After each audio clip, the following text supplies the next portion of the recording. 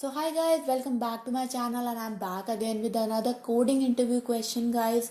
This is one of the top interview questions which has been asked in many companies and it is an easy level question in lead code. So today we are going to solve this single number question in this video.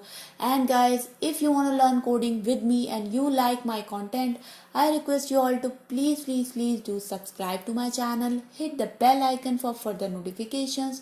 Also guys, please do not forget to like this video and share it with your friends as well. Without delaying this video any further, let's get started. So guys, as you can see on my screen, the problem statement is very straightforward. We are given a non-empty array of integers and every element appears twice except for one. We have to find out that one unique element. So guys, as you can see in the examples, in the first example the unique element is 1, in the second one it's 4 and in the third one it's 1. The only constraint we have to take care of is that the array length could be really long. So definitely the time complexity should be as much low as we can. So there are a couple of solutions to this problem statement. Let's discuss them one by one. The first solution is kind of a brute force approach and let's try to implement it. So basically we are going to have an array list of integers here. Let's call this array list no duplicate list. And basically this array list is going to have only non-unique elements inside it. Okay, so let's declare this list. Now we will simply be going through our array here. So integer n, and we will be iterating to the whole array. We will simply check if this list contains that particular element of not. So if this list contains n, in that case we will simply remove this number from this list. New integer n. If this list doesn't contain that element, we will simply add it inside this list. What will happen in the end guys, as we have deleted all the duplicate elements from the array list, we will be only left with single element, which is definitely our answer. So return dot get 0, because the list only has one element, so it is going to be on the 0th index. So as you can see guys, my status is finished and my answer matches my expected answer. But is this an ideal solution? Definitely not guys. Why? Because although it looks like you are using only a single loop here, but this function, the contains function, is going to search through the entire list that if that particular number contains inside that list or not. This is definitely guys going to take an order of n complexity. This loop is going to take order of n complexity, and in the nutshell this is going to take order of n square complexity. Also you have to keep into mind that we are creating another array list which is taking a space complexity of order of n as well. So it is not an ideal solution guys. There could be another solution definitely, and let's discuss that. So the second solution we are going to discuss is called as a hash map based solution. Let's create an hash map guys. So let's create a hash map of key value pair where the key is going to be my number value, but the value is going to be the number of times that value is occurring inside my hash map. So let's create this hash map here and let's go through our elements. So integer n and all the numbers present inside the nums array. So first thing is we have to check if this map already contains this element or not. So if map.get n is equals to null. So what this means is that this number is, or this key is not present inside this hash map. So this number is not there. So because it's not there, you will simply put it, and let's put this number and with the value of 1. That means it is having only one occurrence.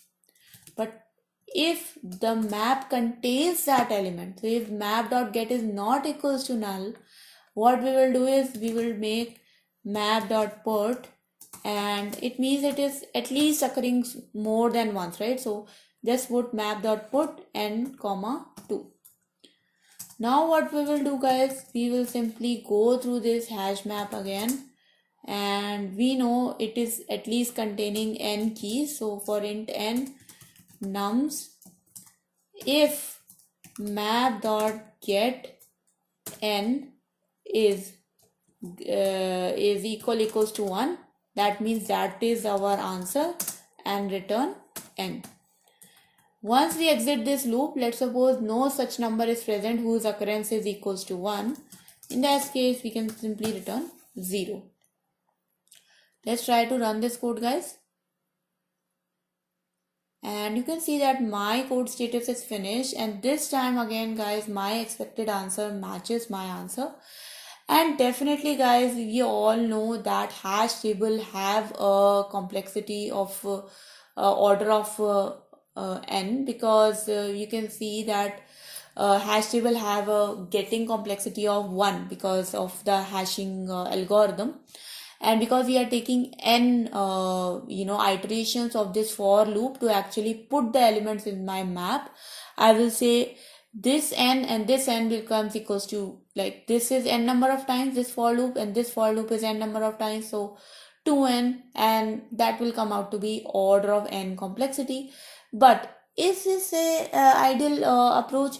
Kind of not. We can make it better, because here also we are making a hash map, right? We are creating an extra data structure. Can we avoid this? Can we improve the space complexity also? Definitely we can. Solution for this question, that is an array based approach, and I will just give you a solution involving bit manipulation. So guys, if you know a little bit about bit manipulation, there is an operation which is called as XOR. And what this XOR operation does is, guys, if you XOR any element with 0, then the answer will be that element only, right? But if you XOR any element with itself, so if A XOR A, that will become equals to 0. What will happen, guys, as we have got all the elements having at least only one element which is occurring only one time, but all the other elements are having their duplicate copies. So if I do something like that, so A XOR A XOR B, so what will happen, guys, because A XOR A will become equal to 0, and 0 XOR B will become equals to B. So this will become equals to 0 XOR B, which will further becomes equals to B. And this basically means, guys, that if we simply do a XOR of all the elements, eventually we will get the one unique element we want. So let's try this. For integer I equals to, for integer num n equals to nums, and my result is kind of this. Result becomes equals to 0. So result becomes equals to result XOR n. And guys, just simply return result here, and this result will actually be our one unique element. And in this situation, guys, you can see that my answer matches. And not just that, if I will submit it, you will see that the time complexity is order of n, the space complexity is order of 1, because we have not used any extra data structure. And if you simply see the details, it will be clear to you. So guys, I hope this question was pretty much easy to understand and you learned something from it. And if you have, guys, then please do not forget to subscribe to my channel, hit the bell icon, definitely also hit the like button and share this video as well. So thank you so much for watching, everyone. Until next time, bye bye.